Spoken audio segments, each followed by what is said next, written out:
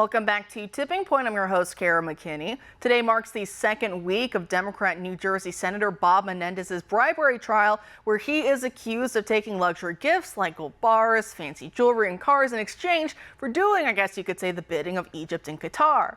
Up until he stepped down last year following the filing of charges, Menendez served as chairman of the Senate Foreign Relations Committee. Somehow he still serves on that committee, just not as chair, despite him being obviously compromised. Joining us now to discuss the latest with this trial is GOP political strategist Alex Zdan, a former candidate to represent New Jersey in the U.S. Senate. Alex is the only person to have both interviewed Senator Menendez and to have run against him. Alex, thanks for being here tonight. All right, thank you so much for having me on. Great. So what have you been noticing with the trial thus far? Any key takeaways or developments? I think the number one thing that a lot of us have noticed is Senator Menendez's explanations for what he claims are just innocent wads of cash, just innocent gold bars found in his home become progressively more absurd. I think that if you went to a Hollywood screenwriter and they pitched to a studio, to Amazon, to Netflix, a show or a movie where they were going to have a senator taking bribes in gold bars and cash and then turning around and blaming his wife and playing the race card, it would be rejected as unrealistic. But in fact, this is what Senator Menendez's defense team has been doing this past week and today in court, saying that number one, this was his wife's fault. Number two, these weren't bribes. No. The gold bars, the cash were just gifts from some very grateful people. It's absurd, but it's really all the senator's got at this point to try and defend himself. And it's funny because the gifts, oftentimes gifts are bribes in these situations. So it's kind of funny even with the defense there. But do you think maybe he's angling or hoping for a mistrial? Because I believe in 2017, he had criminal charges brought against him. And I believe that ended in a mistrial. So do you think maybe he's angling for a similar outcome? Look, it only takes one juror, and that's exactly what happened in 2017. There wasn't an exoneration for Senator Menendez in that particular case. There was simply a hung jury. They could not reach a verdict, and then months later, the Justice Department decided not to try him a second time. I think that Bob Menendez is arrogant and selfish enough that he wants a clear-cut exoneration so he can run for another term. But even he knows that that's an uphill climb, that's an uphill battle. So at the very least, if his defense team can make just one juror skeptical, they can prolong this process, get a mistrial, and then who knows what happens in November. And of course, you have a, you have a closer look, I guess I should say. I was looking for a way to phrase it because you've actually met with the senator. You've even interviewed him before. So can you talk to the audience what that experience was like? Senator Menendez is a brilliant man. He is no dummy.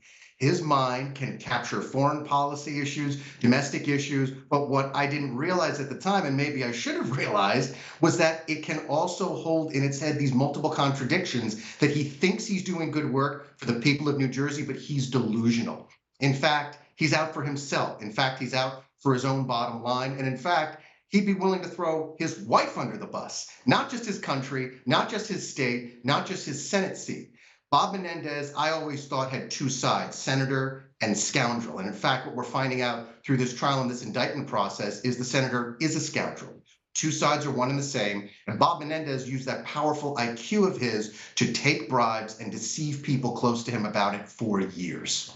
So when you interviewed him, is that what got your noggin jogging about thinking for running for U.S. Senate for New Jersey to run against the senator, or were you already thinking about running against him? How did that go down? Bob Menendez and I always had sort of an unspoken, I thought, notion between the two of us, which is I'm going to try and get you, Senator, and the senator's going to try and wiggle out of it. So we always did have that sort of repartee, this back and forth. That was not in my mind running at the time, but this fall, after I looked at the field in our Republican Party, after I'd seen the allegations against the senator, I believed that someone needed to stand up against corruption. I decided that I wanted to be that person, and I'm glad that I did. Oh, no, definitely. And so do you think, the New Jerseyans, is that what they're called, those living in New Jersey, that they deserve better than a senator who now is in a second criminal trial? Clearly. Every state deserves better than this. Our country deserves better than this. Senator Menendez has been either under investigation or under indictment for nearly 20 years. New Jersey unquestionably deserves better in the U.S. Senate. And I'll throw Senator Cory Booker in that too, who was up until the moment of Senator Menendez's indictment, even during the last corruption trial, a supporter for Senator Menendez. Can you believe that Senator Booker appeared at Senator Menendez's first corruption trial as a character witness alongside South Carolina Senator Lindsey Graham? I think the voters of New Jersey should confront Senator Booker when he runs for re-election in 2026 with that character reference and say, what were you thinking, Senator? I think that a lot of Democrats in our state, however, were deceiving people. They knew who the senator is. They knew what he was about, but they were simply unwilling or unable to dislodge him. That changed with this latest indictment. But the Democrat power structure in New Jersey has been enthralled to Bob Menendez for over 30 years when he first went to Washington. And for a while, he was serving as the chairman of the Senate Foreign Relations Committee, which, again, he's a powerful man in D.C., but that's a very powerful spot as well. So you can see why foreign nations would like to give him gifts, as perhaps the good senator might try and say. But he still serves, as far as I can see, he still serves on the committee. He obviously stepped down as chair, given the charges, but the fact that he's still on that committee, I mean, what does that tell you? That's something Congressman Matt Gaetz brings up all the time, right? Republicans, we kicked out George Santos with his allegations. He hadn't been convicted of anything yet, but then what he was accused of was nothing, to the degree of what Senator Menendez, with the power that he has, is accused of, and yet he still sits on that committee. So again, what do you make of that? George Santos, not even close to what Bob Menendez has been accused of either time, by the way, the first time or the second time. I think, knowing the man a little bit, he recognizes that this Senate seat is his leverage. It enables him to have power if he chooses to make a deal, if he wants to get something done. He is not going anywhere until he at least tries to get the best deal possible, whether that is in fact an exoneration in Lower Manhattan during this case or some sort of deal from the federal government. We will see what happens there. But to me, Bob Menendez is not going anywhere. He is too arrogant to step away. He enjoys the power too much. He enjoys the influence too much. And clearly, according to the indictment in the case, that's what he traded on for years to get what he wanted, his high-class lifestyle.